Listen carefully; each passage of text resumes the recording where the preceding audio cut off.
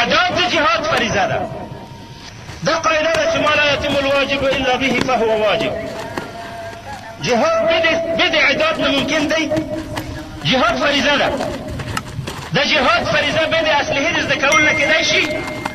نو د اصلحې زده کول فریضه د جهاد لپاره ده که نه ده؟ اعداد د جهاد فریضه ده.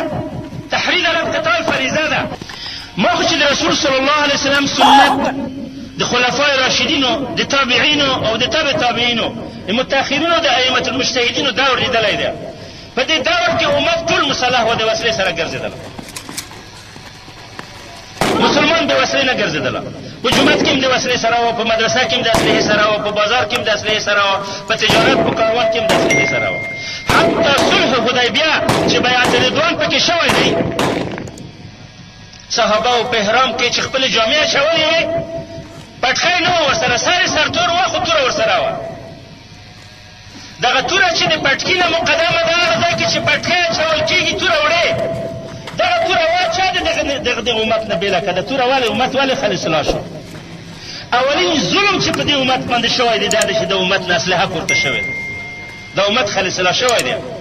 قرون خیریه وګورئ، ټول قرون خیریه بې اسلحې نه دي ګرځېدلي. اسلحه وه.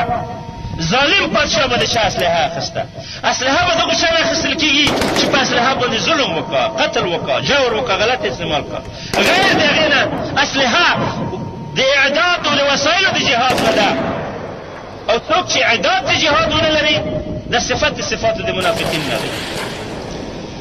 ولو ارادوا الخروج لاعدوا له عده ولكن كره الله بعاثهم فثبتهم وقيل اقعدوا مع القاعدين. منافقینو په حق کې راغلی سوره توبه کې که چېرته د اراده درلوده چې جهاد ته ولاړ شي نو د جهاد سامان به یې نیولی وه، تیاری به یې کړی و جهاد ته. نو چې د جهاد اعداد نه لري، تیاری نه کوي، کله چې د جهاد وخت راشي چې ورته وایي د جهاد وخت دی، نو بیا وایي چې زه خو تیاری نه لرم، ټوپک نه لرم، د جهاد سامان نه لرم. څنګه ښځې ته سونه اخیستی چې جهاد سامان نه شي برابرولی؟ د کور ټول سامان برابرولی شي، د جهاد سامان نه شي برابرولی. یو صفت د صفات منافقینو نه دا دی چې سړی عده د جهاد په کور کې ونه لري. عده د جهاد نه درلودل دا یو صفت د صفاتو د نفاق نه دی. نو بل پیشنهاد مې دا دی درته چې راځئ ټول علما او طالبان دا فیصله وکړي په کومو ځایونو کې چې کولی شئ چې اسلحه وګرځوئ بې اسلحې مه ګرځئ. په کومو ځایونو کې چې نه شئ کولی هلته لیسنس واخلئ د دې اسلحې، خیر پیسې ورکړه، په لیسنس باندې اسلحه وګرځوئ. غل ځان ته اسلحه ګرځوي د غلې دپاره او د غلو دپاره لیسنسونه جوړوي. ملا د جهاد دپاره وسله پیدا کړه، د دې دپاره لیسنسونه وګرځوي. هېڅ ملا د بې ټوپکه نه ګرځي او هېڅ طالب د بې اسلحې نه ګرځي. دا سنت وبولئ، داسې سنت وبولئ لکه لونګۍ باندې چې پابندي کوئ، تر څو چې ستاسو عالم رعب د فاسد خلکو په زړونو کې پیدا شي. تاسو د لوړتیا سره د دین لوړتیا راځي، تاسو د قوت سره د دین قوت پیدا کېږي. تاسو چې پورته شئ دین به پورته کېږي.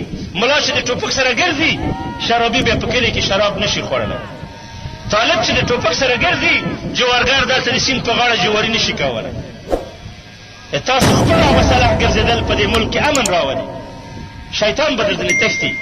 حضرت عمر رضی الله عنه په صفتونو کې یو صفت دا و چې په هره لاره به دی روان و شیطان به لاره ته چپول.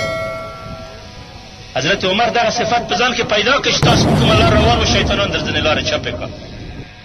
شیطان د ضعیف سړي نه لاره نه چپوي، دغه شانه لاره چپوي چې ډارېږي ته نه.